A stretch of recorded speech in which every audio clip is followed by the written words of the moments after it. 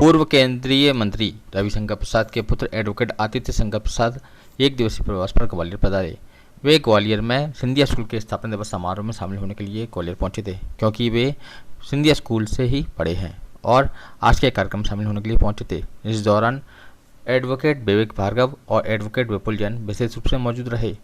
हमारे संवाददाता ने इस अवसर पर उनसे विशेष चर्चा की, जिनमें उन्होंने बताया कि वे किस तरह से चुनाव को और राजनीति को देखते हैं।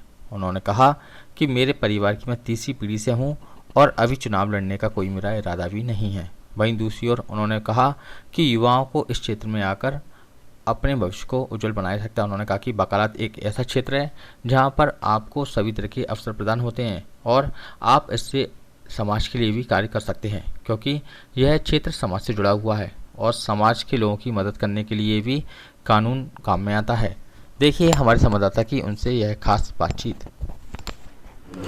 देखिए, ग्वालियर से मेरा रिश्ता 30 साल पुराना है। मेरा बचपन यहीं बीता। मैंने अपनी पढ़ाई सिंधिया स्कूल में की। 7 साल रहा सिंधिया स्कूल में, क्लास 4 से क्लास 10 तक। आज सिंधिया स्कूल का 125वां जन्म दिवस है, तो स्थापना दिवस है, तो उसी नाते मैं अपने स्कूल में सेलिब्रेशन कर रहा हूँ। आप इसके साथ साथ आप एक वरिष्ठ अधिवक्ता भी हैं सुप्रीम कोर्ट जी।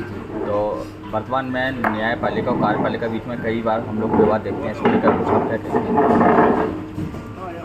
हैं? देखिए, ये बड़ा सेंसिटिव टॉपिक है, मैं इस पर कुछ ज़्यादा बोलना नहीं चाहूँगा, लेकिन मेरा बस इतना ही कहना है कि कोई भी काम हो तो उसमें समन्वय होना चाहिए।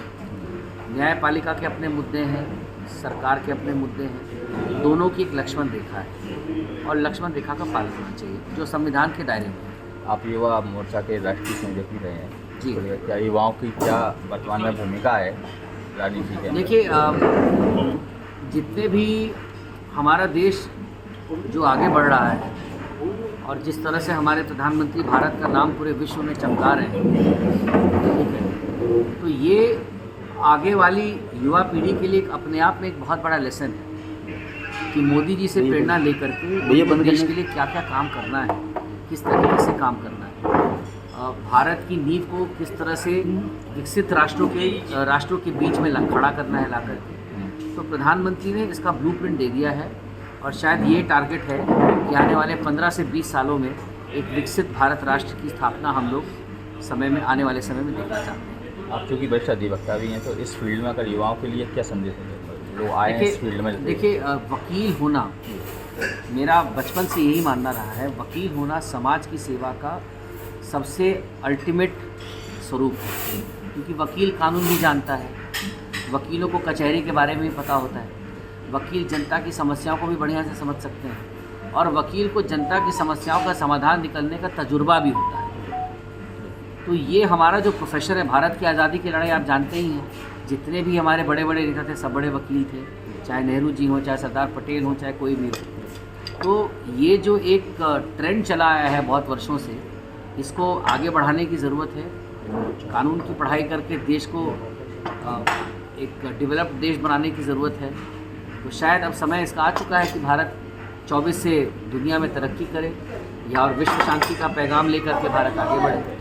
अभी तक आपने कोई चुनावी उसमें भाग नहीं लिया है, पार्टी अगर भविष्य में मौका दे? नहीं, देखिए, अभी मैं चुनावी राजनीति में इंटरेस्टेड हूँ भी नहीं, क्योंकि मेरा पारिवारिक बैकग्राउंड अभी काफ़ी सक्रिय है। मैं भाजपा में तीसरी पीढ़ी हो गया। जी। ठीक है, तो इसलिए मैं अभी चुनावी राजनीति में नहीं हूँ। मैं संगठन का काम कर रहा हूँ, वकालत कर रहा हूँ अपना सुप्रीम कोर्ट में।